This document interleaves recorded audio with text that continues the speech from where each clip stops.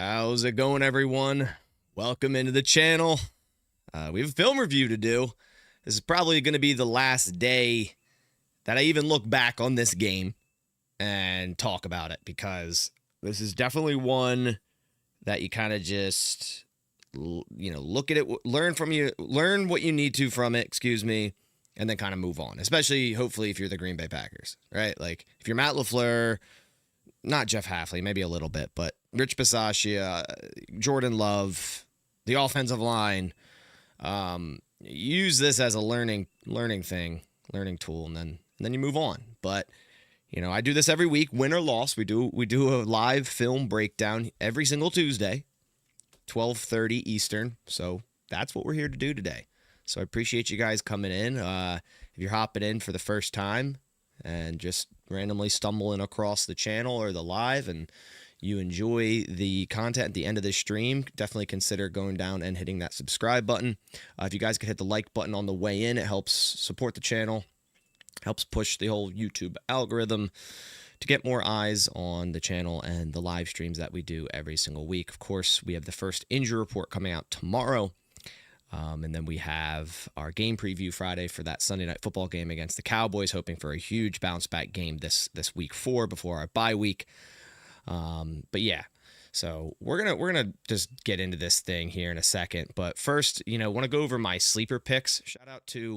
Huge shout out to Sleeper for being this year's channel sponsor. And I actually hit on these last night. So over the weekend, I had a pretty poor weekend in terms of predicting things.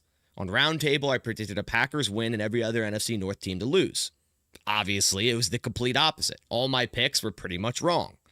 But if you want to make your picks for the upcoming Week 4 games on Sleeper, use code BASS. It's pinned in the chat down in the description. When making a deposit, you'll get that matched 100% up to $100. And in yesterday's video, the PFF video, I went over my picks for the Monday Night Football game, and they actually hit. Jared Goff was a free pick, more than a half a passing yard, so of course that hit. Derrick Henry did score a anytime touchdown. I think it was the Ravens' first touchdown. Crazy how he's fumbled 3 games in a row in crucial times. Lamar Jackson, more than 200 passing yards. That hit. And Jahmyr Gibbs, more than 55 and a half rushing yards. Now, it was a small play. I only put 5 down to win a potential 27-70. Just trying to get a win under my belt, right? So if you guys want to make your own picks, of course, for any sport, really, they have pretty much all sports over there, and Sleeper can be used for pick 'em pools and fantasy, and make your picks as well. So pinned in the chat down in the description. Use code BASS when signing up. All right, man, we got to dive into this thing, don't we? I have my entire list. You can see it here. There's a lot of bad. Now the defense, like we went over this in the reaction or the recap. The defense played well. Like, the defense played really well, and they should have against the Browns offense. I mean, all credit to Joe Flacco, but the defense should have played well, and they did. And the Browns defense is a wonderful defense, but you'd still expect the Packers to score more than 10 points with what they have on offense. And there was a lot in this game. There was a lot in this game that you were sitting there going, like, what in the world are they even doing? Like, what in the world are they even doing? So let me get my stuff all set up here so I can share my screen with you guys. All right, got that set up, and let's get right into it. Let's just get right into it. So, yeah, it's going to be a mixed bag here. Like, we're going to be looking at film review on the Packers defense, and there's going to be a lot of good. And then the next second, we're going to be looking at something terrible on the offense. So just be ready for the roller coaster of emotions in terms of a film review. The last 2 weeks were really all high. Like, we were doing the film reviews, just laughing at things, looking at all the great plays. There wasn't really much negative at all. And that's usually what happens when you start out 2-0 against really good football teams. But yeah. All right. Let's dive into this thing. Let me check one more thing to make sure for some reason, what is going on? Okay, it was my desktop for a second. I was like, what in the world is going on? See, this is why I got to check these things. I think we're good. For some reason, it was showing my desktop for a second, but we're good. Now we're good. We're on the... Cheddar says, I don't even know if I could sit through this whole live video. Well, I implore you to try to do so. I implore you to try to do so. Yeah. All right. Let's dive in. Enough talking. This first play, we have a good pressure by Lucas Van Ness. Or sorry. Yes, it's an incomplete pass to Quinshon Judkins. Lucas Van Ness with the pressure. You could see him right at the top of the screen here. Gets right by the left tackle. I believe it's Cornelius Lucas in this instance because Dwan Jones left with injury before this. Does a really good job getting around Lucas. Pressure on Joe Flacco. Same with JJ Enagbare.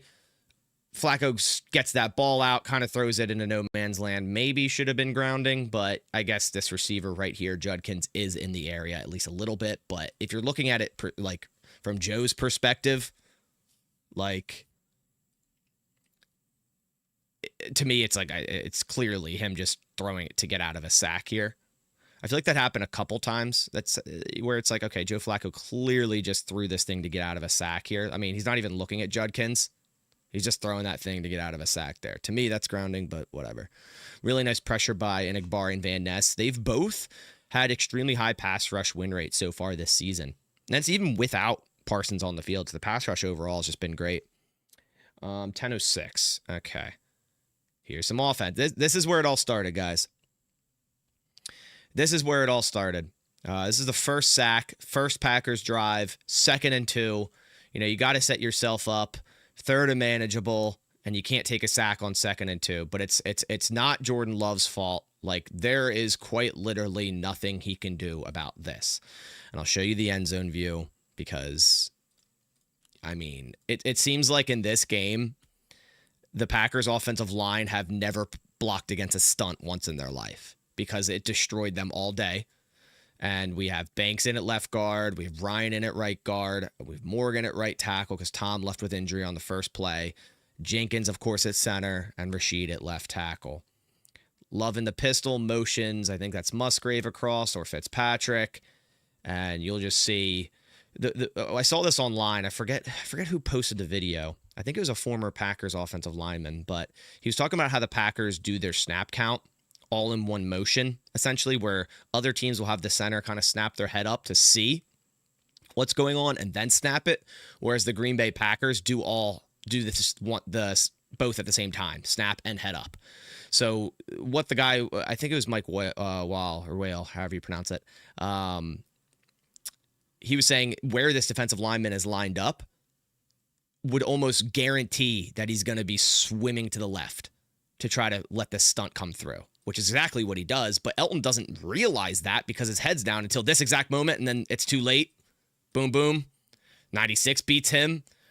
94? Who's 94? Mason Graham gets around on the stunt, and they meet at Jordan Love. I mean, it's just, what is Love supposed to do here? Like, yeah, Love made a bad read late in this game, but what is he supposed to do with this? There's nothing he can do. He literally has zero time. It's just a very poorly managed stunt by this Packers offensive line, and this is unfortunately not the only time it happened. All right, 3rd down, 9:25. I kind of just wrote down all the 3rd downs because I just want to see. Trust me, we're going to get the field goal block, Steve. Steve, don't worry. I mean, I don't know why you want to see it again, but don't worry, it's coming. We go in chronological, so yeah. I just wanted to write down all the 3rd downs just to kind of get a look at it and be like, okay, what are we really going for here? I don't know. I mean, it's 3rd and 7. It looks like the Browns are in cover 2. They are. I just don't really see much going on in terms of route concepts here. We have a quick, slant. We have Kraft on what looks like supposed to be like a deep stop at the sticks. We have... I don't know at the top. I really don't. Slant, but I don't know. Tries to break back out to maybe help Jordan Love. We have Dobbs really just running to a defender for some reason. I get it if Dobbs is supposed to run a dig here. But if Denzel Ward's just going to shade inside like that, just go to the sticks outside and turn around. I get it, but sometimes you gotta work for your quarterback, even if it's not the route that's called. Like I just don't. There doesn't look like much effort here from the receivers on third. Like Love obviously wants to go up top. I think it's Matthew Golden, right? Yeah, I think it's Matthew Golden. He's strapped up right here. But even if you're running a slant 3 to 4 yards before the sticks, the break is 3 to 4 yards before the sticks, and you have a linebacker crashing to that flat or crashing out. So, and then Jordan Love is pushed out of the pocket, has to try to check it down to Jacobs, incomplete. I just don't really like some of the calls I saw on third down in terms of route concepts. Like, it just doesn't look like much is going on. They're all isolated. Like, there's no, you know, crossing or stacked releases where we have players kind of, setting up some route concepts or player clearing out with a dig underneath or anything. It was just like, okay, everyone else, is go out there and get open. Like that type of crap. And it's just like, okay. Like, yeah, I wonder why this 3rd and 7 didn't work. Again, I mean, it's cover 2. Like, also looking at this, like pre-snap, they're not hiding anything. It's either cover 2 zone or it's cover 2 man. They're not hiding anything. They're not moving any safeties. Like, it's cover 2 zone here, or it might even be man. It looks like it could be a match at the top, man coverage on the top, but zone on the bottom. So I don't know. It's just they didn't like do anything to beat the coverages that Cleveland was just showing them. And Cleveland ran a lot of man weeks 1 and 2. They ran a lot of zone against the Packers, and it was a good call for them. All right, 8:46. Really nice play by Nate Hobbs here.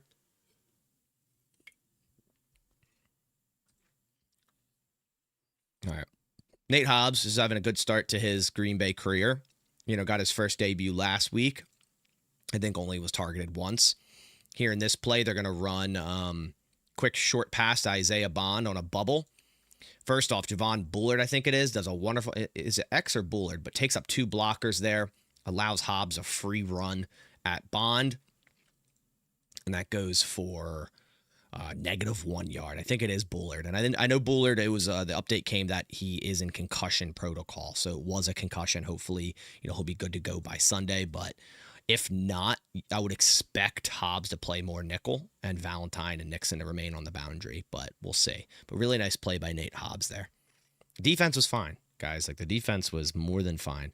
7:29, really nice pressure here by Micah Parsons. Parsons finally saw a ton of snaps in this game. I thought he didn't, but then when looking at the snap count, he saw the most out of all edges, and he had a ton of pressures in this game. Didn't record a sack, but he definitely affected the game. You can see him at the top here. Get right by on the stunt on Cornelius Lucas and get right in the face of Joe Flacco. Get a nice quarterback hit on him. Flacco has to get rid of this thing quick up the middle, and then Quay and Coop do a good job at breaking that thing up on 3rd and 4, forcing the punt. Let's go to the end zone view real quick. So you can see Parsons on the left side here. They have Njoku over top of him, maybe to try to get a chip on him. You have also Carl Brooks really close to him in between the tackle and the guard. Does a good job at really pushing to the outside, allowing Parsons to swipe underneath. At that point, the left guard, Joel Bitonio, I think it is too late to see it. And Parsons gets right in the face of Flacco. And a really good job by Quay Walker breaking that thing up. Luzito said, I would have loved Jordan to attempt to run, especially man-to-man. The Browns didn't play much man-to-man. They usually do, but they didn't in this game. Because the Packers they showcased weeks 1 and 2. They did a really good job beating man coverage. And, Schwartz went into this going, hey, well, we're not going to run a lot of man because the Packers know how to beat that. So let's run more zone, a lot of quarters, and see what they can do. And play against stop the run, and, hey, throw the ball on us. Try to beat us deep because we're not going to allow you to. Browns had a good game plan on defense, a really good game plan. All right, we have, let's see, 6:42. Really like the Packers' use of screens in this game. It was actually their most efficient play type on offense. I believe they were 6 of 7 for 48 yards. Their highest average per play was on screens when you compare it to no screen or play action or no play action. And here's a nice motion screen to Matthew Golden on the outside. A lot of these linemen swinging out, getting upfield, getting nice blocks. A nice gain of 7 on 2nd and 10 to make it 3rd and manageable. The Packers, they were running screens at some points in this game, and they were working, yet they only ran like 6 of them. I don't understand that. Like, when a team runs a screenplay really well and it works, like last year, the Lions against the Packers, I think the first game they ran like 12 screens against us, and like every single one of them worked. Yeah, it's like, if they're working, why don't you keep using them?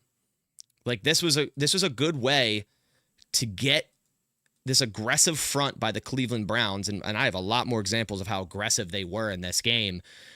They were stacking the box. They were taking steps forward on play action. Look at this. Look at the linebackers. Every time there's play action, these 2 linebackers are selling out. That creates a disadvantage for the defense, and yet we only ran 8 play action plays. 8 all game. 8 play action plays all game, yet these linebackers, every single time it was a glimpse of a handoff, were crashing. Every single time. Why weren't we running more screens and more play action? We ran 14 combined screens and play action. 14 out of, you know what? Let's just look. Screens. Sorry. 6 screens, 8 play action. Yeah. 14 out of 25 Jordan Love attempts. It needs to be more because that's the only thing that was working. It's the only thing that was working. All right. Let's, Jacobs, 7 yards, 524. Okay, this was, I think, the longest Jacobs run of the day. I just wanted to showcase it because just to kind of see. I mean, even this, you're in, man, look at the box Cleveland showed us. This was all day on first down. This is what Cleveland did all day on first down. Stack the box. 1, 2, 3, 4, 5, 6, 7, 8 players in the box. We still ran it here, and it worked because we ran to the outside and got a good block by Sean Ryan, and then Jordan Morgan gets upfield, gets a nice block. This is the only long run of the day for Josh Jacobs, and I think it's because we went to the outside that wasn't Myles Garrett's side, and the receivers actually put some effort in here blocking. The receivers, their offensive line blocked like crap this game. The receivers blocked like crap this game. In terms of the run blocking, this was our longest run for Josh Jacobs. I think Emmanuel Wilson had like a 9-yard run later in this game, but in terms of Josh Jacobs. All right. RPO Dobbs, 211 in the first. Here we go.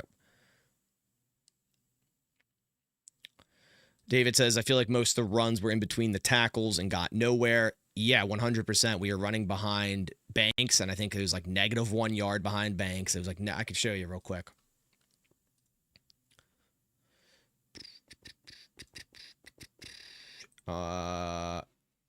No, sorry. They had 3 attempts, 6 yards behind Banks. They had 2 attempts, -1 yard behind Rashid. Makes sense. It was against Myles Garrett. Left of the center, 2 attempts, 5 yards. Right of the center, 2 attempts, 6 yards. And right behind Sean Ryan, 1 attempt, -1 yard. Behind whoever the hell was at right tackle at the time, 2 attempts, 2 yards. And the only real success with a decent yards per average is 4.0 was right end, just like we saw there on that 9 or 7 yard run. 3 attempts, 12 yards on the right, outside the tight end on the right. That's it. That's it. Okay. So yeah, I didn't. It's hard to run also when they're stacking the box, stacking the line of scrimmage all the time. One thing the Packers did do decent in this game was on 3rd and short when, they'd kind of split out a wide receiver, Dobbs or Wicks, get a 1-on-1 opportunity. And a lot of times, Dobbs is going to win that opportunity. And he did here on this 3rd down. So I would have liked to see more of this on short yardage situations, right? Maybe stack it up a little bit. The Browns are going to stack the box. They're going to play physical, play aggressive, but you still give yourself a 1-on-1 opportunity. The Packers didn't take enough chances on 1-on-1 opportunities in this game. And they could have had plenty of them. But it seems like at times when the Browns were going to give them a 1-on-1 opportunity, the Packers just ran the ball up the middle for 2 yards. So, I don't know. Lou Campo says, long season, got to remind myself. Yeah, 100%. I don't want to come across as like doom and gloom or this Packers team's awful. It's week 3. Like, there's a lot of football to be played. I just, we do film reviews, and of course I'm gonna say it like it is, at least for this game. But going forward, I do think the Packers are going to bounce back. This is not the football team that they are. This is the best front they're going to play all year, and they're going to get better. Like, this is teaching tape for them. They're going to learn how to, beat a defense like this And sometimes it's good for your team to kind of get punched in the mouth. Yeah, we're going to be fine. I don't want to come across as like, oh my gosh, the sky is falling. I'm just reading it like it is for you guys, at least in this game. And a lot of stuff is infuriating. So yeah, that's how I'm going to come across with this video. But after this, like I said, today is like the last day. After this, move on. At least for me. At least for me. All right, what are we at? We are at incomplete Wicks, 215. Okay, here's one of the things I saw that the Packers ran a lot against the Commanders, and they just figured they could go into this game and it would work all the same. I don't know if the coaching staff was looking ahead to Dallas too much. You know, Matt LaFleur likes to claim it's a week-by-week thing, and I like that. Obviously, it should be. You can't look too far ahead, but a lot of the game plan on offense felt like they were looking ahead, and they were just like, hey, it worked last week. It can work here against the Browns. Cheat motion, man coverage to a speed out. Denzel Ward, watch the tape, obviously. It's a bang-bang play. If you watch the slow-mo, it's PI, but the refs aren't going to call it in a bang-bang situation. And Denzel Ward, excellent job. This is a hard throw. You know, you're throwing right hash to all the way to the sideline, left side. That's a very hard throw to make if you're a quarterback. You got to put it on a line. You got to get velocity, and you got to make sure it's on the sideline, or else you're talking about a touchdown going the other way, which it almost was. They ran this a lot against the Commanders. It worked against the Commanders, but because it did, guess what Cleveland's looking at all week?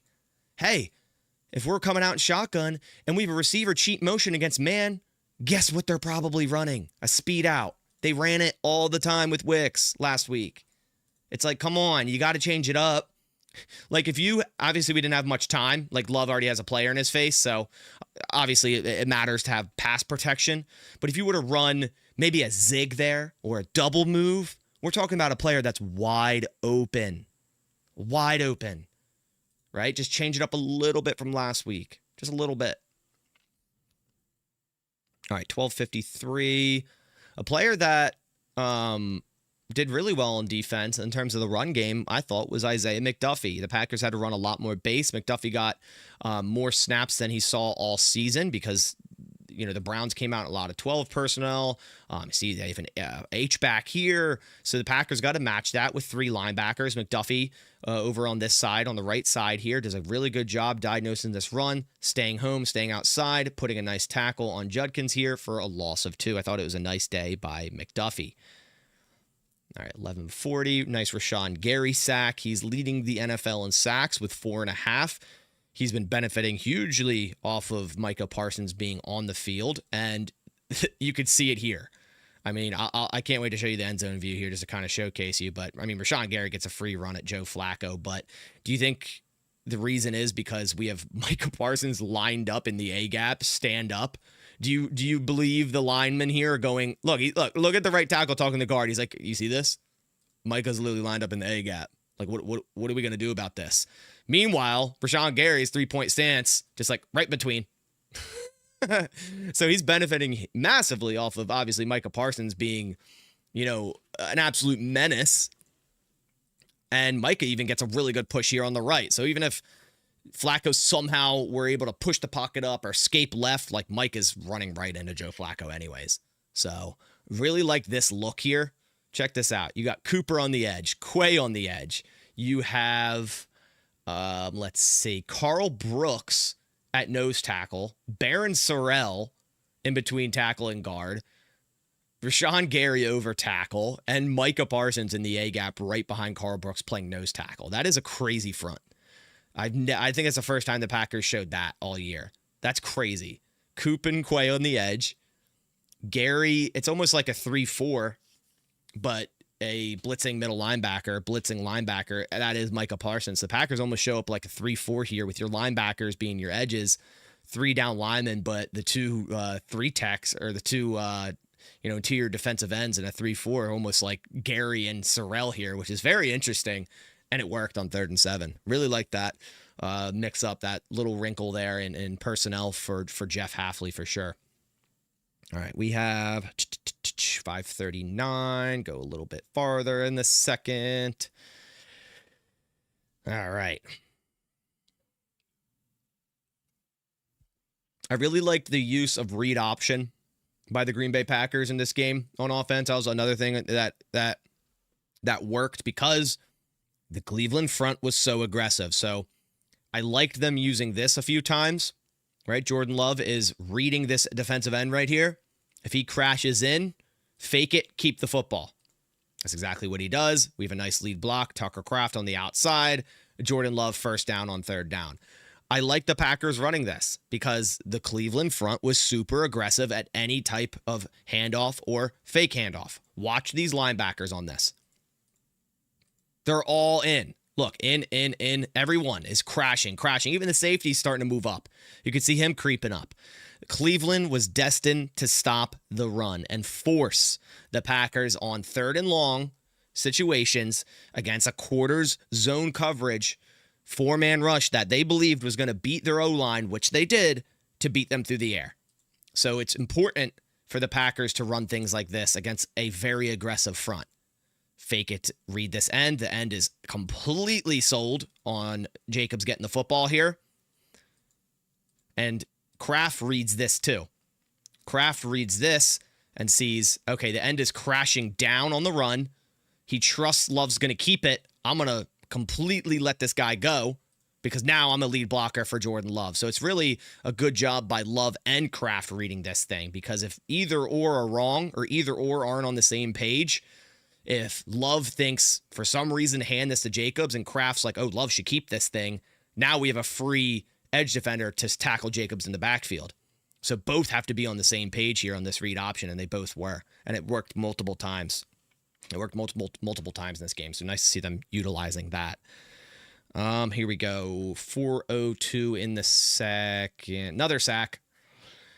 Packers got sacked 5 times. The offensive line was hot garbage in this game. So anyone pointing and saying that Jordan Love isn't as good as he is and he's been terrible and he was horrible in this game is just false. Like, he had no time, guys. Like, the offensive line had probably the worst performance I've seen in a long time. Now, this one isn't as bad. This one kind of is like, okay, Jordan Love's got to get rid of this football. If I'm being honest, this was the one sack. Well, there's another one on Schweisinger, but there's a couple of them where it's like, okay, we got to get the ball out here at the top of your drop. You got to hit Dobbs here.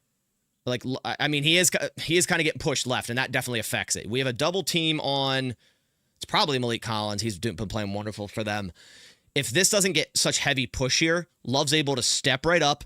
And again, you see it here as well. Sean Ryan getting beat. I think it's Sean Ryan. If those two don't get beat on the inside, Love's able to step up right here, drive to that dig. 2nd and 10, we're talking about a first down. But the pocket is moved. Love has to evade, get left, reset right, and at that point, it's too late. So, yeah, Love held the ball maybe a little too long here, but if it wasn't instant pressure right there, he's able to drive this thing into Romeo Dobbs for a first down. So, yeah, it's on pass protection, man. Like, it's open. Like, the play is there. Cover 2. Run a dig underneath the safety. It's there. But Love is pressured right at the moment. He's looking. Could he have thrown this thing still? Maybe. Would have been difficult to kind of get it around and over these players. Maybe. Would have been a tough throw, but Love can do it. But it's like every time something was just about to be there, he was pressured right in his face. Every time, man. Every time in this game. All right. 251. We have another sack. 251. Here we go. So here's going to be another sack on Jordan Love, 3rd and 22. I mean, you're almost dead to rights anyways. You're kind of just playing for field position here to get a good punt out. But again, I mean, what is he supposed to do here? Again, it's 3rd and 22. You're almost guaranteed you're going to punt anyways, but you at least want to give yourself a shot. Maybe run a screen, maybe get a quick pass out there, maybe let a player get some yak, break a couple tackles, maybe throw a one-on or a deep ball, maybe get a pass interference. You don't even get the chance. I mean, Aaron Banks absolutely blown up by, I can't even tell what number it is. Their orange numbers are hard to read. Regardless, all D linemen. It was either Huntington or I think it's Huntington there. It could have been Isaiah McGuire, though. I think it's Huntington. I mean, what is Love supposed to do here? Like, everyone's saying, like, oh, Jordan Love played so bad. What is he supposed to do here? What are you supposed to do here? I really don't know, because everyone's beat. Literally everyone's beat outside of Sean Ryan. And Jordan Morgan. And Morgan gets beat at the end, but it doesn't really matter. Like, Both left side linemen just absolutely beat right off the. And another thing here, right? You set this up to hopefully get a chip on Myles Garrett with a tight end. First off, not enough. You got to double team him. Look how late Musgrave is to this snap. He is so late out of that. He doesn't even help. He honestly makes the situation worse by just getting in Rasheed Walker's way because he's so late out of that break.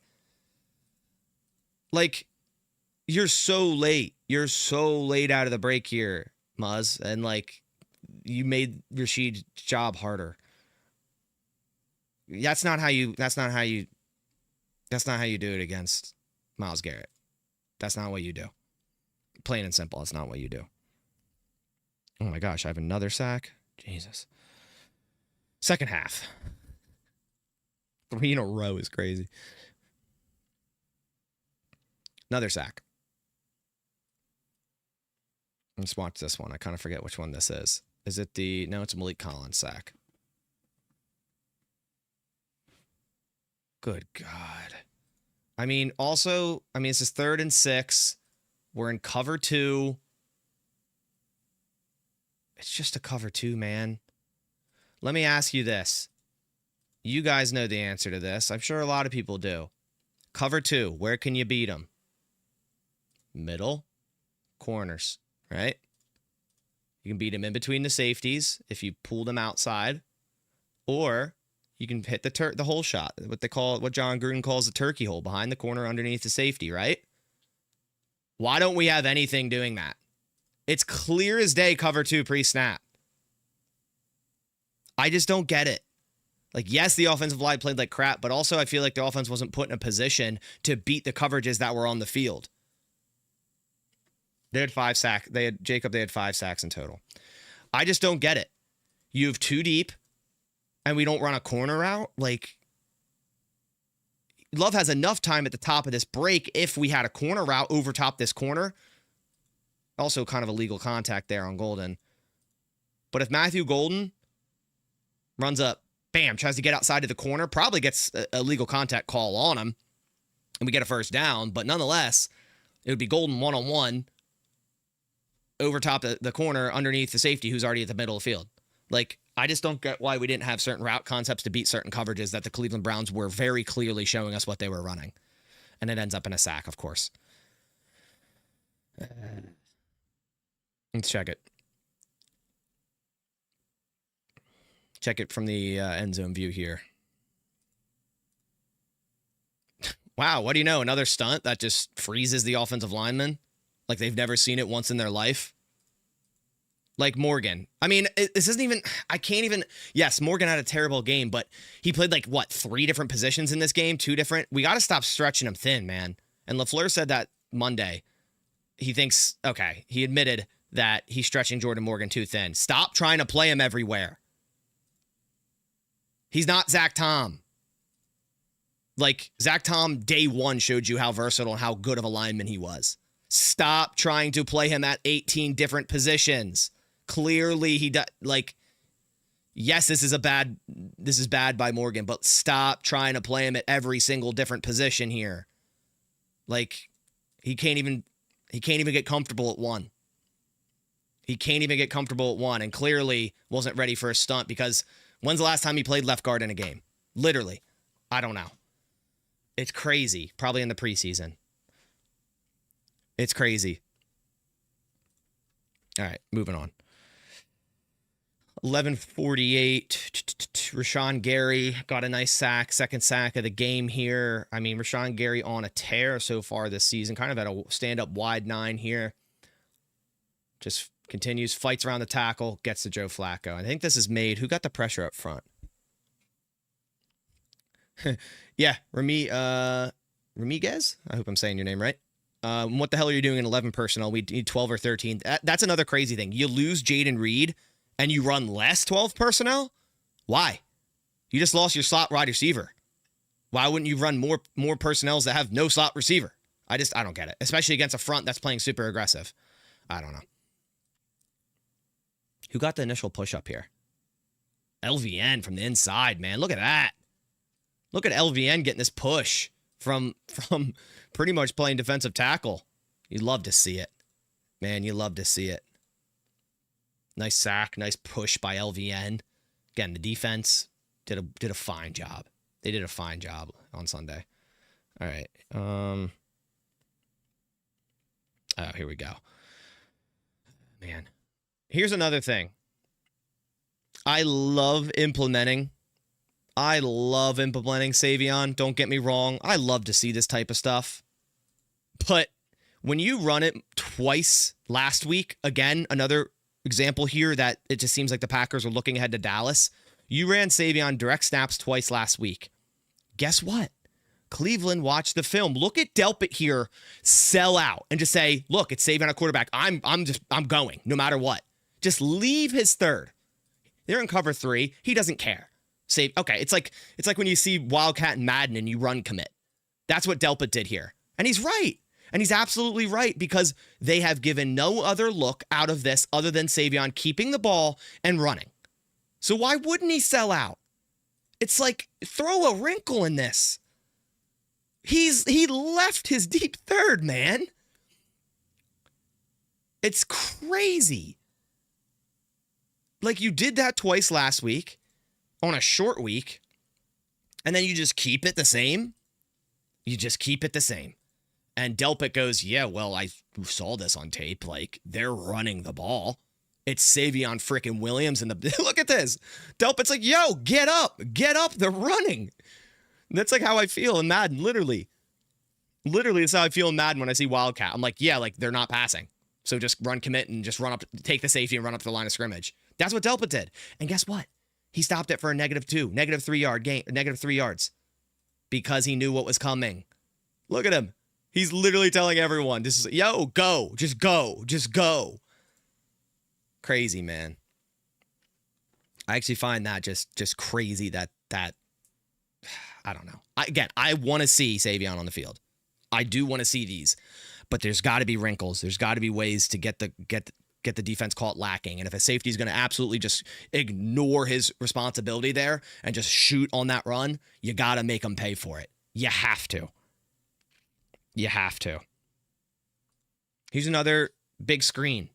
31 yards. Our biggest play of the day, I believe. No, sorry, Matthew Golden was 34 yards. Our biggest play of the day, not to Matthew Golden. Screenplay. Little motion. They're in zone. You win the hat count. You have 2 blockers to 2 defenders. Jacobs with a free field ahead of him with some linemen getting upfield. Makes one man miss. Gets to the outside. Nice blocking. 31-yard gain. We ran 6 screens. Cool. Cool. We ran 6 screens, yet all of them are our highest yards per play. 6 screens, 8.2 yards per play. Why not run more? Why not run more? I don't know.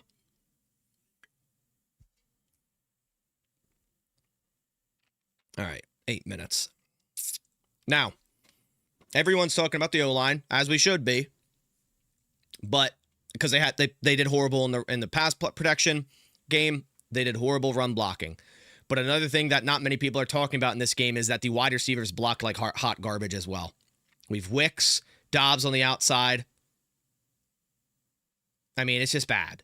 There was so many defensive backs that got in on run plays. Here's Denzel Ward doing it. And credit to Denzel Ward. He's a great, corner. But you got to have way higher effort here from Wicks. I mean, if Wicks seals this block, look how heavy they are on the right. And it's a toss to the left.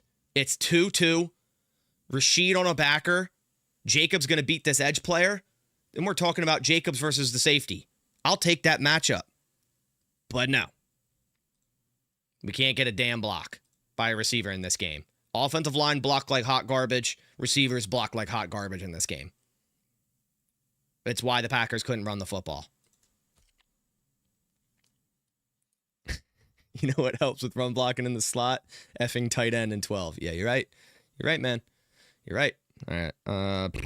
Wicks first down. That's 442. 442. Here we are. Again, there are multiple third downs where the Packers kind of singled out a player. And I think we're in cover 2 here. We are in cover 2. Really, really nice throw by Love here on third down. 3rd and 7. Just a quick alert look kind of to Wicks, right in between the slot defender and the middle linebacker. You have both players. See, we come back to this, and this is a similar thing Jordan Love threw his interception on. We have all slants. 3rd and 7, everyone just run a slant. And again, I know Dobbs is told to run a slant here, and trust me, I get it. But this corner is bailing to the inside. Why does he just run to him? Again, it's completely different, but when I play receiver at like any level of football, sure, if I have a route that I'm told to do, but the defender's just sitting in that zone, I'm not just going to run to him. Like, I'm going to sit in the open zone at least, to stop and sit in the open zone and just give my quarterback an option. I know this went for a first down, but that's twice now that I see Dobbs doing that, where it's kind of just half speed. Okay, just go into it. I get it. He's probably not the hot read here. He's kind of just taking the play off, whatever. But good throw by Love nonetheless to Wicks here on 3rd down. You see here out of the slot, outside leverage, right? Wicks is going to threaten outside, or at least he should here. He should threaten vertical. Doesn't really have to, actually. Just quick alert, boom, hot read, slant play, first down, 1st and goal. All right. Fitz touchdown. Where's this at? 329. See, here's a little example of that. Now, I know it's different because it's a broken play, but Fitzpatrick does a absolutely, first off, play action. Wow, look how well that worked. Guys, look at this. Ready? Play action. Look at the defense flowing. All 1, 2, 3, 4, 5, 6, 7, 8. 8 players essentially in the box here. And then Love rolls right, 1-on-1. All right, now it's a scramble drill. Who can get open? In fact, Golden doing this kind of gets Fitzpatrick open. But watch Fitzpatrick here. You don't flow, you find the open zone. Stop, find the open zone. Perfect by Fitzpatrick here. And in part, Golden clearing that out really made that work. But, you want to see more of this from the receivers, not your 3rd string tight end. Yeah, play action is beast. Play action is insanely effective. And it even is effective, when you can't run the football. That is statistically proven that play action still works even if you can't run the football. Because guess what? The reason you can't run the football is because the linebackers are crashing out on the run. What's going to beat a linebacker crashing out on the run? Play action. Look at this. They're all flowing. This linebacker is Schweisinger. He was selling out on the run every single damn play. He was going, I don't care what you're doing. I'm just going to go stop this run. Look at him, 49, every time washed out of the play if you run play action. But we ran it 8 times. And look at him, lost like a little puppy. Doesn't know what he's doing if we ran play action. Bails on the run. Oh, not a run. Oh, let me get back in coverage. Oh, where am I? Oh, I don't know where I'm at. Let up a touchdown. Run play action. Like, it's laughable that we didn't run it more out of under center. First off, no shotgun, no pistol bullshit. Run it under center. It works. It's like, dude, I'm sorry I'm crashing out, but this shit is infuriating.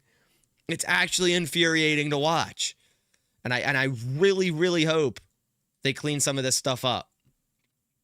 Schweisinger is lost here. And he had a great game because he didn't have to do much. He just sold out against the run and stopped the run. Got a sack on Love because he didn't have to do much. Man. All right, got a handful more plays. 3:18 in the 3rd. Good play by Cooper, who... Okay, hold on. I got to switch to another play. Good play on Cooper here, who didn't really do much in this game. Had a couple plays late. I expected more out of Cooper in this game. I think he only had like 3 tackles. You're used to see him seeing like 8+ the first 2 weeks. But a really nice play here by Cooper to track this. He sees Judkins motion out, back in, or start outside, back in, quick flat route. Cooper flies in on this thing. Nice hit.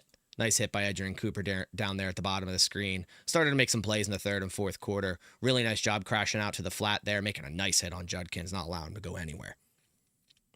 1 yard gain. That's it. Okay, third quarter, second left. Where are we? Fifth and final sack for the Packers offense. 3rd and 1, shotgun.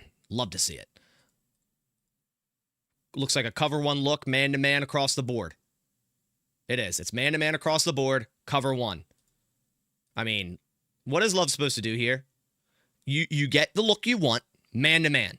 That's what you want if you're the Green Bay Packers.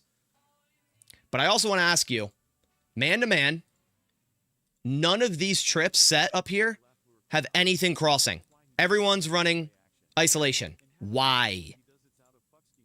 I get it. Your look here mainly is Matthew Golden slot fade, one-on-one. Honestly, if Love had time, he's throwing that thing up there. So I get what they're looking for here, and it's a good look. Matthew Golden, slot fade. But why is it that so much on 3rd and 1, the Packers run shotgun, slot fades? Why? Like, you're in a position here where 4th down, you could go for it. Beast Bumblebee, appreciate the dono. Says, I'm not part of the Fire LaFleur crowd. God, English is difficult. Yeah, me neither, Beast. Me neither.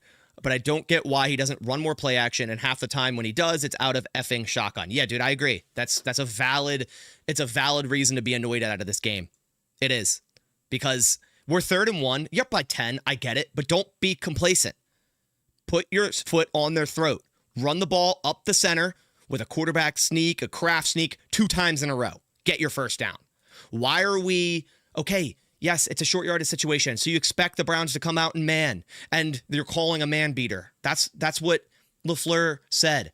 I shouldn't... And this is also, mind you, the Packers didn't have to snap the ball, but LaFleur called a man coverage beater, and the Browns came out man coverage, and the man coverage beater in Matt LaFleur's mind is a slot fade. Cool. No, a man coverage beater, in my opinion, would be something like mesh in a situation like this. Not a slot fade. Yes, it can beat man coverage if your player's simply just better than their slot corner, which maybe Matthew Golden is. But you're just setting yourself up for failure on 3rd and 1. Like, I get it. You want the look, and if all things go right, you do throw that thing up there, and maybe it even gets knocked down, and then you have 4th and 1, and you just go for it anyways. But Love doesn't even have that opportunity because the offensive line, it's a case of everything going wrong. Like, what in the world, Jordan Morgan? What is that? He just gets punched in the face, dude. Look at this. 93, who's that? Shelby Harris. Career depth defensive lineman. Just takes both of his hands to the side of his helmet and says, get out of my damn way. Like, come on, man. Number 90, who is that? Joe Tyron Shoyinka. He's not even good. The dude was a bust on the Buccaneers and just goes over to Cleveland as a depth guy and just absolutely roasts Anthony Belton on the outside here. Bam, right in his chest, pushes him back 3 yards. Like, come on. Anthony Belton, you're like 6'6", 340. How are you getting moved by Joe Tryon Shoyinka like that? Come on. How are you getting moved like that? I get it, you're a rookie, but you are a massive human. How, like, it's because you lost the leverage. Like, you lost your pad level, bro. Shoyinka's got low man wins. Push you back. Goodbye. And then Love has to, I don't even know. Another thing that annoys me with this play is Love had Brooks on this angle after the extension. Ready? Brooks is helping. Then he gets out. Angle. Bam. Right? And this is what Love looks for. Right here. Right here. Love is looking. Wow, Brooks is going to be wide open. What? Like, Dobbs has to have more awareness. Both of them do. Runs into each other. Freezes it up for half a second. Love has to hold the ball. Sack. Dobbs right here. Right here. He's essentially, I mean, he's looking at Love, but both of these players have to see where they're at and have a little bit more awareness here to not pick each other because Love is looking for that right here. And if he lofts that thing out here, right around here, we're talking about a huge gain. Brooks off the sideline. Maybe 30, 40 yards. Nope. Because they run into each other. They can't get out of their damn way. Beast Bumblebee, appreciate the dono again. Said, am I crazy or was there way more under center play action in Love's first season as a starter? Yes, you 100% are right. You're not crazy. We saw a lot of it go away last year because of his injuries. I thought we'd run a lot more this year. We didn't in this game. I'd have to look at the stats from the past 2 games. You know what? Why don't we? Okay, so let's just see. Passing. Okay, so play action. We had 8 attempts in week 3. Week 2, 13 attempts. Ready? And only 7 in week 1 against the Lions. So, yeah, we still need to run more play action. Still need to. Still need to. Still need to. But, yeah, this play's infuriating, too. All right. Quay pressure, 1346. Really nice pressure by Quay Walker here. 3rd and 1. Browns come out super heavy. Quay Walker right up the A-gap. Judkins in a 3-point stance is crazy. Misses the block on play action. Quay gets right by him. Pressures Flacco. Has to throw that thing up. Like, dude, the one thing that pisses me off, and I've seen Goff do this a lot. I saw it last night. He's not attempting to throw to this player. That's grounding. Like, that is grounding. I'm sorry. You can't tell me that that Flacco here was trying to throw to this receiver. No. He's throwing to the wide open middle zone that no defender's at, trying to get out of a sack that he's about to get hammered into the floor on 3rd and 1 by Quay Walker. That is grounding by all sense. But the refs don't call it because, he got hit while throwing it and it's underthrown because of that reason. No, Flacco knows exactly what he's doing there. And he's played in the league for a long time, long enough to understand the situation and get that thing out there. So good on him. But that's what's been pissing me off about, the league sometimes. And I saw it last night, and that's kind of why I'm talking about it. It's a hot topic. I saw it with Goff. He does it all the time, where he'll just throw out of a sack to like an open zone on the field, no receiver anywhere near, but because he's slightly hit, oh no, it's not grounding because the hit affected the throw. They're aiming for that open zone. Look at him. You think he's throwing to the receiver right there? You're out of your damn mind. You're out of your damn mind if you think he's actually trying to throw to that receiver in double coverage. No, he's throwing this to the open middle zone, knowing no defender's going to be able to get to it, knowing that he can get rid of the football. That should have been a sack, should have been intentional grounding, should have been 4th and 15. Instead, it's 4th and 1. And what do the Browns do? Pick up the first down on 4th and 1. Wow, imagine that, running this 1952 formation. I don't even know what the hell it is. Easy. Who almost got that, actually? Was it McDuffie? Was it McDuffie? I think it was McDuffie. Yeah, again, good game by McDuffie, man. But just, it's 3rd and 1. It's hard to stop. But that was grounding. I don't care what anyone else says that was grounding. Sorry, I'm just mad. I'm crashing out. This game pissed me off. 13:02. Good play by Coop here. Pass defense. Maybe could have had a pick. Coop's gonna, drop in his hook curl, or no, crash flat, but then come right back to this hook curl and almost get a pick. Get his hands on it on Njoku there on a 1st and 10 quick hitch route to Njoku. Nice play. Nice reactiveness by Adrian Cooper here, who his what he's supposed to do is crash flat here. The Packers look like to be in cover 4, so got to get out to the flat, but does a good job just reading Flacco's eyes, getting back to that hook curl, breaking that thing up. So good job by Cooper there.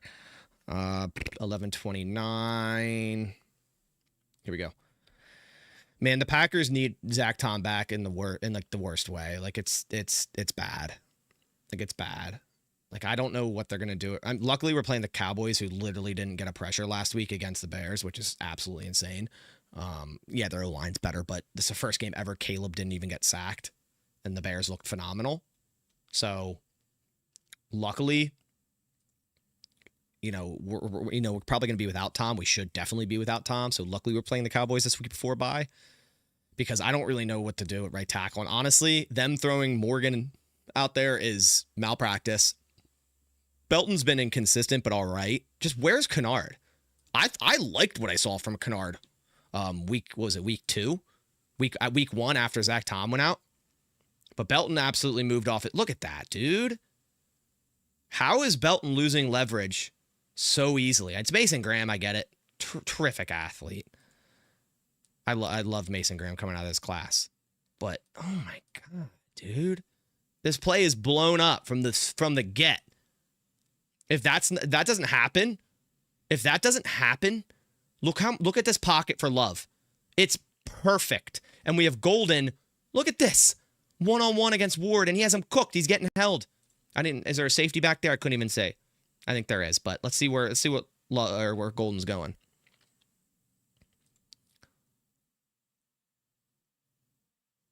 Okay, there's a safety back there, but still, my point stands. Pocket absolutely collapsed because of Belton there. Okay, 10:59. This is, dude. Okay, I know a lot of people were talking about it earlier. Scott, what's up, man? Howdy, partner. A lot of people talking about it earlier. Did I show this yet? No, I didn't. Matthew Golden, 34-yard 9 against. I mean, it's just a blown coverage. I can't really tell if the Browns are in quarters or cover 2. It looks like they're in quarters, but there's no flat players, so like they might just be bailing out because of that. I think it's cover 2, because if it was quarters, this cornerback would have played this a lot better. I think it's cover 2, but he's just bailing because there's no players going to the flat. And then, of course, I don't get this. Like, I'm the biggest Matthew Golden fan that you could probably find, right? But I get it. First off, this is a terrific throw by Love. Anyone saying that it's bad throw is crazy, because if he threw it any more inside, the safety would have made a play on the ball. That should be a touchdown, man. End game. Goodbye. Good night. See you next week. 17-0. I don't know. I just don't know. I really don't. Yeah, look at Enigbare. Yeah, you're right. Cheddar, you're right. He's like, go. Okay. Okay. Why'd you run out of bounds? Kingsley's like, what? I don't know why it skipped. Okay, here we go.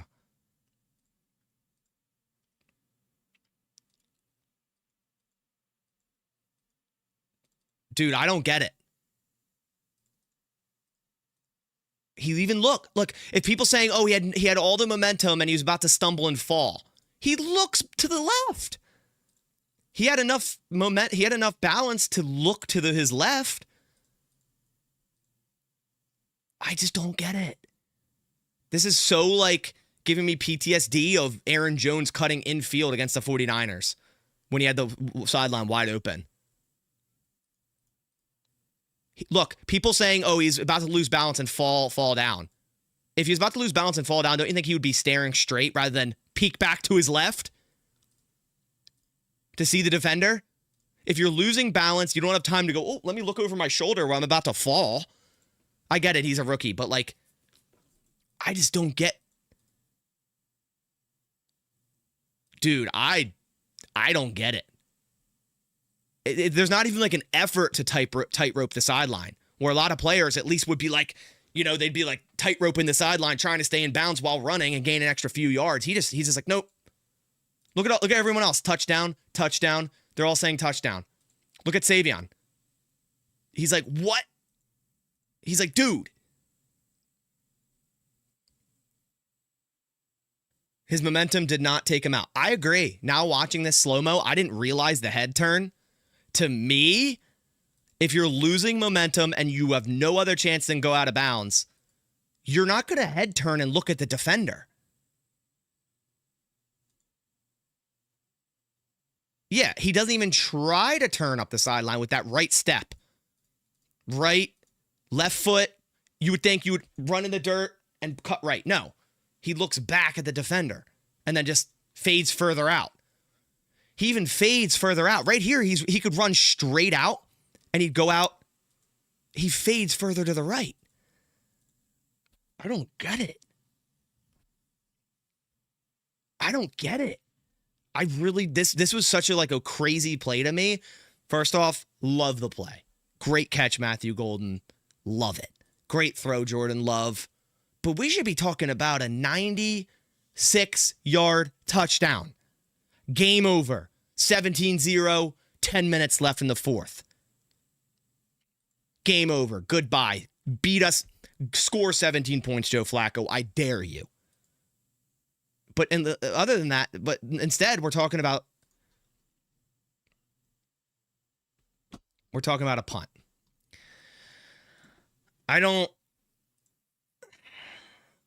Let me know what you guys think, but I don't want to be too hard on a rookie, but I feel like any other rookie would have hit his head on the damn goalpost, or at least tried to get upfield. He looks back. That's why I'm so convinced that, like, he just was like, okay, like, I caught the ball. Let's just, good play. Why? Never once in my life have I been running full speed, about to fall, trying to catch my balance and go, let me look over my shoulder to see what's behind me. Never once in my life. I don't know if I'm talking crazy here, but never once in my life have I done that.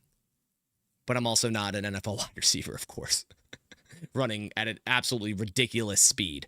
So I have to look at this, objectively too. I do. But it does like confuse me, is what I'm trying to say. It does confuse me a little bit, is what I'm trying to say. Everyone's like, go! Yeah, exactly. Attainable outdoors. This is kind of where I'll leave off. The last step to make the catch really put him off balance. Agreed. But yes, did it seem like he attempted to fight it? Even if he attempted to fight it and tried to tightrope the sideline for an extra 5 yards, it'd be like, okay, you get it. You get it. But that wasn't the case. It wasn't the case.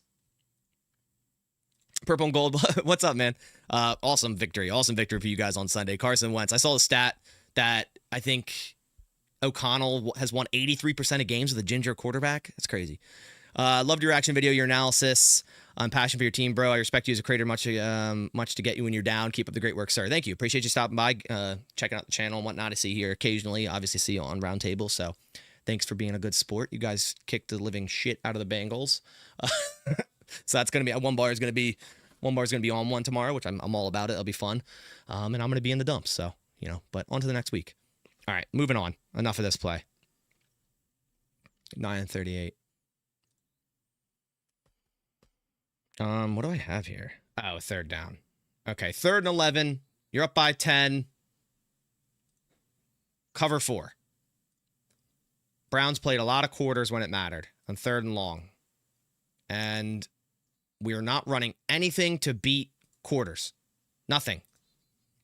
You can beat quarters by running double posts, moving these 2 safeties.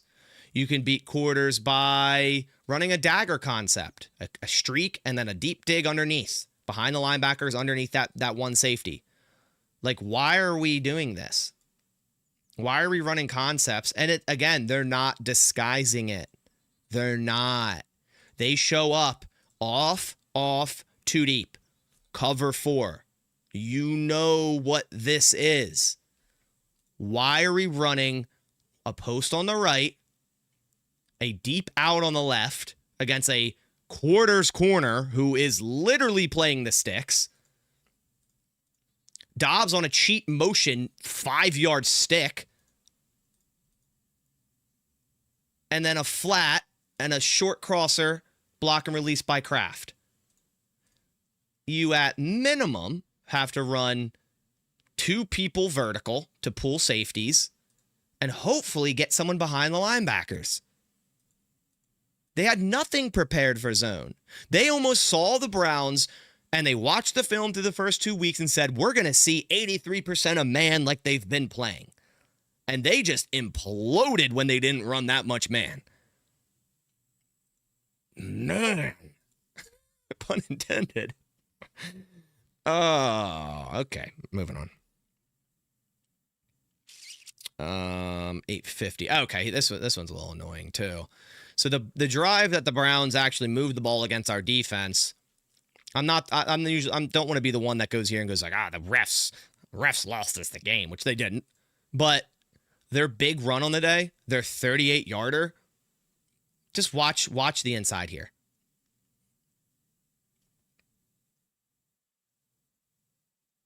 I mean, it's a hold. Look at Colby Wooden just getting absolutely held up there. Look at Devontae Wyatt is getting hugged from behind. Oh, it's so bad. It's so bad. The refs were very quick to pull the flags out anytime the Browns were near the goal line throwing a pass, but they didn't want to call holding at all here. All right. 4:34. We're almost done. We're almost done this pain. We're almost done. What was this, a Parsons? Oh, yeah, look at Parsons, man. And look at Javon Bullard break down. Look at that. Great play by the defense here. Look at Parsons on this, man. Cornelius Lucas got schooled all game long. We should have had more sacks. But Flacco's really good at just getting the ball out when he's about to get sacked. He's really good at that. The guard literally had Cooper in. Yeah, right? Like, Cooper was held too, man. It was bad. Okay. Oh, yikes. All right, rip the Band-Aid. Let's look at the interception. Again, horrible read. But Love didn't play like crap all game. The offensive line didn't do much for him. The play calls didn't do much for him. And early on, he was moved really quickly out of his pocket, and then he was playing very timid, very quick afterwards, and it wasn't working well. 3rd and 3. What concept are we going to run, guys, against what looks like cover 0? It is man-to-man. Let's just run 3 slants. Slants do beat man-to-man. I get it. But you kind of want to isolate one, right? And you run... I don't know if we... What do we have Tucker running? Just a quick sluggo? Okay, you have Tucker on a sluggo. I don't mind that. Slant. Like, what? Oh, my God. Delpit had such a good game. Just reading the eyes. And Love stared it down, man. Love just absolutely stared this thing down. Ready? Eyes right to the left. And Delpit's just like... And I get it. Love thinks Delpit's going to track Kraft, but why would he? Schweisinger's right in the middle. Even though that's a bad throw, even if Delpit wasn't there. That's incomplete, even if Delpit wasn't there. I think LaFleur said Love like realized it last second and was trying to pull that thing down and like hold it and pump it because he's like, oh shit. So that's probably why I went low. But I don't know, man. It just looks so like lackadaisical on a 3rd and 3 for everyone's route to just be like, hey, run a slant and just look. It's some like backyard football call. Like, hey guys, 3rd and 3, everyone slants. Man coverage, beat your guy on a slant. And let's run 3 of them on the one side. That's crazy to me. Hindsight's 20/20, but I don't get it. Like, you're supposed to end the game here, man. 3:18, you're up by a touchdown. 3rd and 3. Run an RPO. Run a read option. Run mesh against man. If you ran mesh here, obviously you can't run it out of this formation. If you flip a receiver to the other side and you have one running a deep stop, you have the 2 receivers crossing underneath, and then you have the running back on a wheel, I guarantee we pick up the first down. And Kraft was open on the sluggo. You're right. If Love just holds us for half a second longer and then hits Kraft, reads Delpit better, hits Kraft on the sluggo corner option, open. I agree. All right.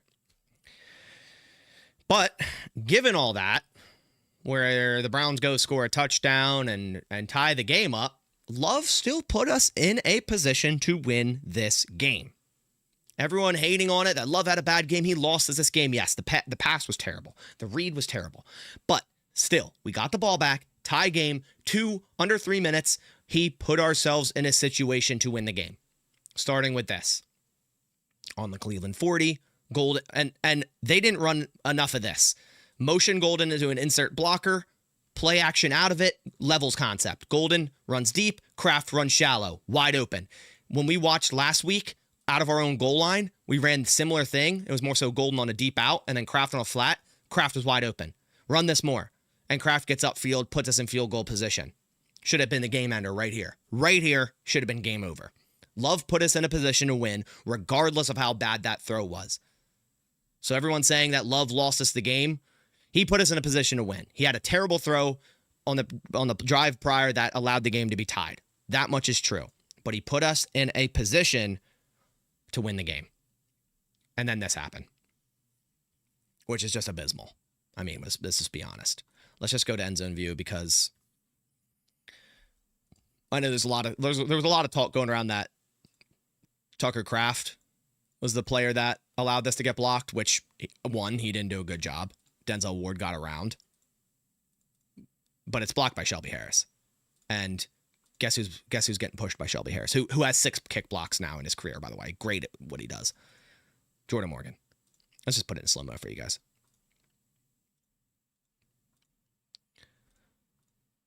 Come on. There we go. Okay. Snap. Pretty poor. Not terrible. Morgan getting absolutely pushed off his base. Kraft losing the edge. I think it touches Ward's hands. It does. It's like a graze. It doesn't affect the path of the ball at all. So if Shelby didn't get a hand on this, I think this is still going in. But of course, Shelby getting the block, he's going to be credited with that because he got the block here. Like Ward's very close, but I think that would have went in if Harris doesn't get this block. Because we're right hash, you have to realize, which we clearly wanted because we kept running to the right hash. That's going in. That's dead center. Look where the ball is before it's blocked. This is dead center between the uprights, right? There.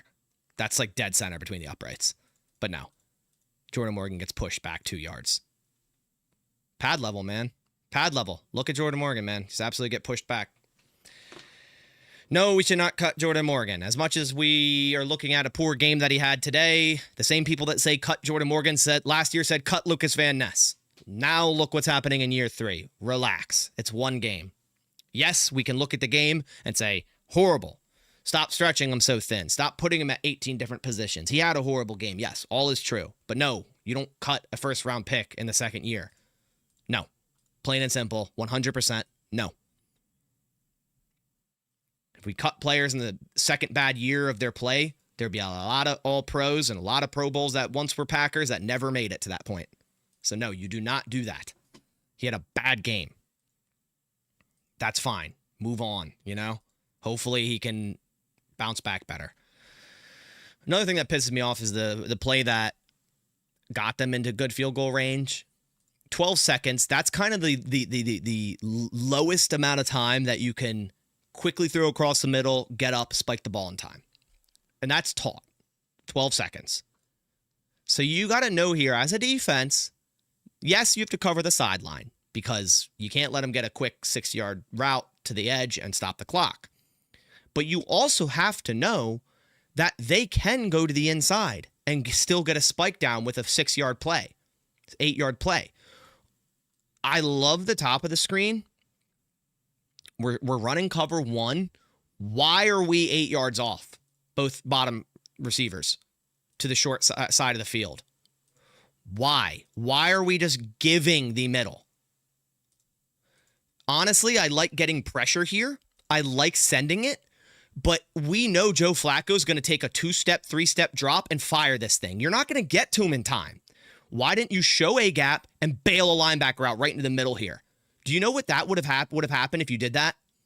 Quay Walker would have got a hand on it, maybe an interception. It would have been incomplete, and we'd be talking about let's see.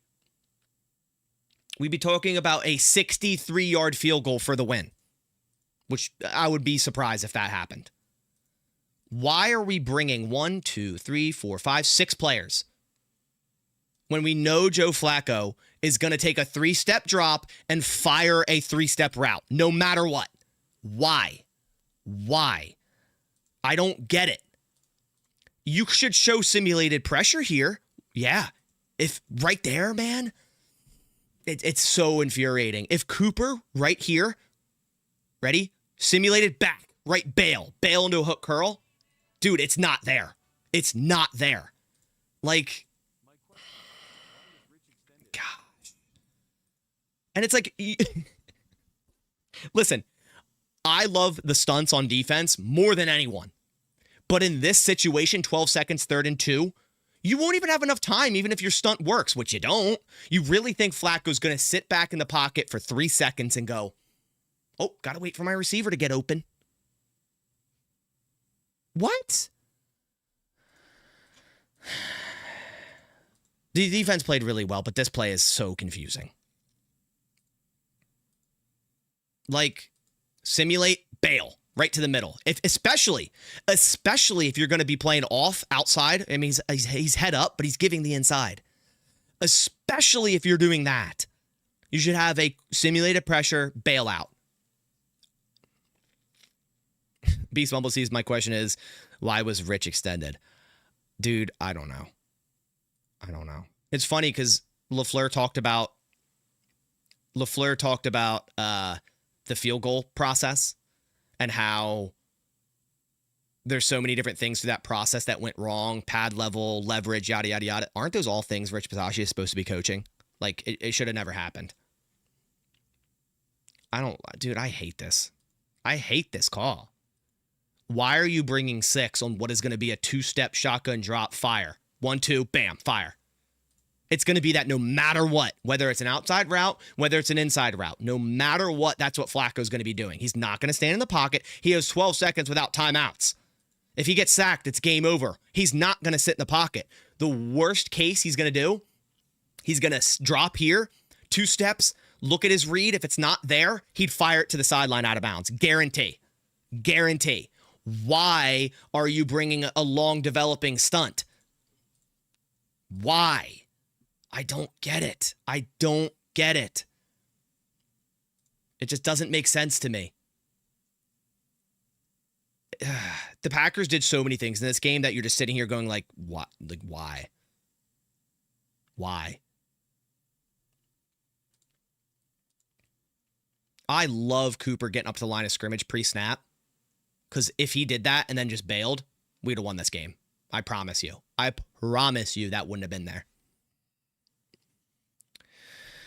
Oh, man, that's the last play. I mean, I guess we could just look at the field goal kick real quick just to kind of see if there's anyone. I think we went offsides anyways.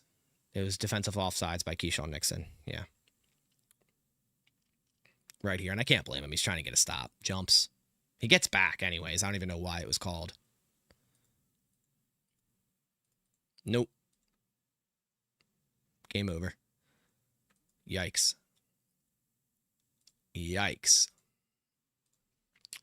All right. That's it. That's it for the film review. We're done. I will probably never look at that game again. I don't want to. I shouldn't need to. But that was the film review. Obviously, a little bit of crash out in there, but I think everyone kind of feels that way. But now we move on. Week 3 of the NFL season does not define your football team. A lot of teams that go on runs get punched in the mouth sometimes. Hopefully that's what this is for the Packers. And they learn from it. And don't go into a game thinking one thing, getting the other, and having no way to respond. Because they thought 100% they're playing mostly man coverage. And the Browns came out in a lot of zone, and the Packers had no idea what to do. So hopefully that doesn't happen again. I think they're going to have a lot more success with their game plan against the Dallas defense, which is not good. It's not good at all. The Dallas Cowboys overall EPA per play, offense and defense, are the worst in the NFL. 32nd. So they're going to have success. I do expect a big bounce back by the Packers this week. Like, I'm talking 14-point win.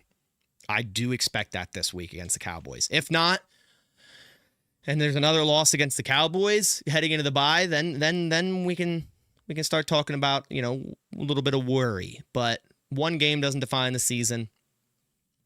Everyone overlooked the Browns, but they're a really good defense, and they didn't absolutely implode on offense, and that's how they won the game. But that's the film review for it.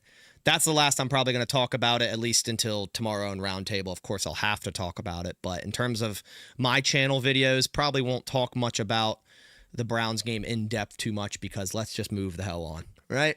But yeah, I do really appreciate you guys coming by to the channel. Actually, you know what? Let me show you guys one more thing. Okay, I'm going to put it in the chat. I want you guys to all download this Chrome extension if you can. It's called Swivel, and it's a way to make your Google Chrome, like a new tab, be a home page for people's content. So you can have mine if you would like, but you can also add other things like the Packers YouTube page or another creator. Say you like other, you know, Packers content creators as well, or gaming channels. You can add and have different tabs, which include, you know, all the recent YouTube videos. You can watch them right in from the player here. Instagram's linked, X is linked, everything's linked, and it's just simply done by opening a new tab, and it loads, and boom, we're there. So if that does interest you, add that Google Chrome extension. It's absolutely free. Big shout out to Swivel. I'm doing a little partnership with them. It's absolutely free. It costs nothing. It's a nice extension to have. If you just want like a home page, and you don't feel like going through all the motions to find certain things, and you're just like, bam, there it is. And you can have the Packer stuff too. So it's like, okay, Matt LaFleur, boom, right away. You have the press conference. You don't got to go to Google or YouTube. You don't got to find it. You don't got to search for it. Boom, all right there. You can look Instagram, their posts for the Packers too. On X, you can just play the video. It's all in one spot. Maybe you don't like going to X. Maybe you don't have an X account. You're like, I hate that site. Well, at least you could still kind of have it here, you know? Right?